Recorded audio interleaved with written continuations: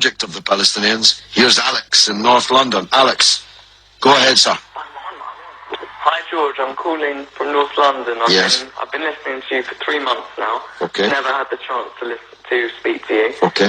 But I was just calling I was listening to you a couple of nights ago, and you were talking to these people, and they were saying that Israel, the Jews, did not have the right to gain Israel from the Palestinians. And I was just saying, throughout history, the Jews have been persecuted, obviously, from the Holocaust, and we were granted Israel as a result of this. And I feel that... Granted by whom? We were granted from Britain and other countries, granted us that. Now, what right did Britain have to grant you somebody else's country? Well, it's due because we lost 6 million people. No. I'm not arguing about that. I'm going to come on to that.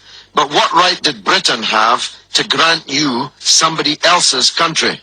We had the right because we lost 6 million people and we did not have a home. Well, I'm going to ask you for a third time. What right did Britain have to grant you somebody else's country? Well, they didn't. Well, they were giving us the right because it was they were basically gave us because of the. But they gave you somebody else's country. That's the point I'm making, Alex. Can you deal with it? Yeah, but the Jews have also had to. They've dealt with this throughout history. Well, Alex, I don't know if you came on with a script and you can't deviate from it. Can you please answer that point? And we'll come to the Holocaust and who was responsible for it and who should have paid and what they should have paid for it. But given that you've said Britain granted you, and you're presumably saying you because you're Jewish, somebody else's country, I'm asking you, what right did Britain have to grant you somebody else's country? Well, Britain, you could say they didn't have a right, but they came in and dealt with us and with the Jews having lost all these lives, and they basically granted us this land. Okay. Well, I see I'm getting nowhere on this, Alex, so let me deal with your overarching point. Maybe you're just not equipped to deal with the principal point that I have made. The Jews have suffered racist anti-Semitism down the ages in many, many European countries, including our own. They were subject to regular discrimination at best and pogrom and murder at most. That's undoubtedly true. The one place in the entire world that Jews were neither discriminated against nor subject to pogrom was the Muslim world. In fact, so much was that the case that when Christianity came back to power in Spain, in Andalusia, in the western extent of the Islamic Empire, when the Muslims left, the Jews left with them because they feared the Christian anti-Semitism which would be unleashed in the wake of the departure of the Islamic civilization in the West. That's why so many Jews are to be found even today and were to be found in profusion before the creation of the State of Israel in countries like Morocco and along the North African coast, because under the protection of the Muslims, the Jews left Europe and went to live in North Africa.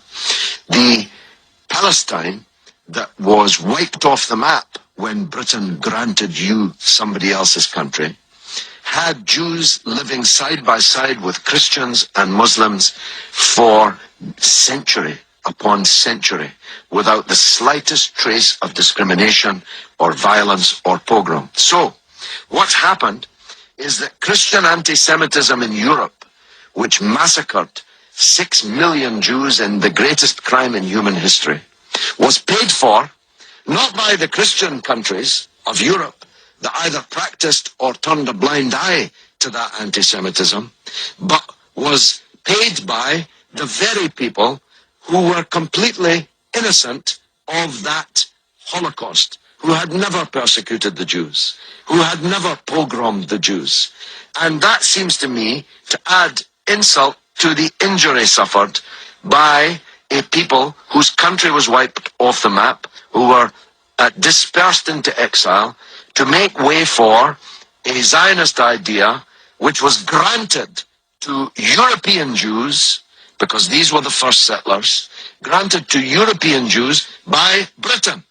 And as you have singularly failed, 4 times I asked you, to acknowledge that Britain had no right to give away somebody else's country, one country given to a second people, the land that actually belonged to a third people, it seems to me an all-round injustice, don't you think, Alex? Yeah, I agree that they didn't so much have the right, but they were stepping in after the Holocaust to grant it to the Jews. But it was long before the Holocaust that Britain stepped in. Britain stepped in 1917 with the Balfour Declaration made by the British Minister Balfour on our behalf to a group of atheistic Zionist Jews. I make the point about atheism because it's now claimed that this is some biblical land right, as if God was an estate agent. The men to whom Israel was promised were atheistic Jews. They were not only not speaking for all Jews, they represented at that time in 1917 a tiny proportion of the world's Jews. Most of the world's Jews supported communist or socialist parties and ideas at that time. The Zionists represented a tiny sliver of Jewish opinion at that time. Yet, Balfour promised them the land which belonged to a third people, without consulting either the British or the world's Jews, and least of all, consulting the Palestinians.